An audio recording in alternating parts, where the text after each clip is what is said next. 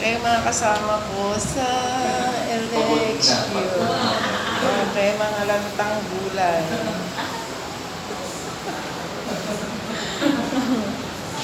Parang parang fresh po muna tayo. Sana all fresh. Tapos Fresh na fresh. Diba? Ito yung bagong accounting office dito sa Bantay Municipal Hall. Third month yung munisipyo. So, nandito tayo ngayon. O, dito kami tumatambay ngayon kasi pang ilan na tayo? 57. Wow. Bukas na kami Time check ko namin ako. makakarating sa aming linya. Time check ka, no? Sabi ni ma'am. Time check, guys. Oh, Yes. 19? Oh my God. Diba, ang saya-saya ng mag-serve.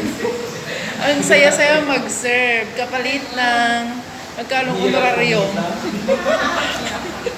Magkano ba ang honorarium Wow, na wala ko mag-serve ng election?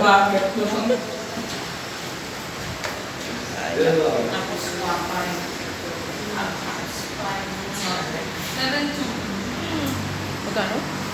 7-2. 7,200 with tax? Oh my God.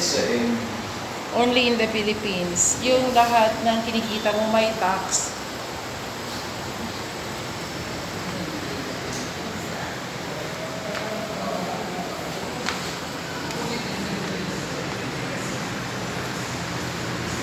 Hi, sir.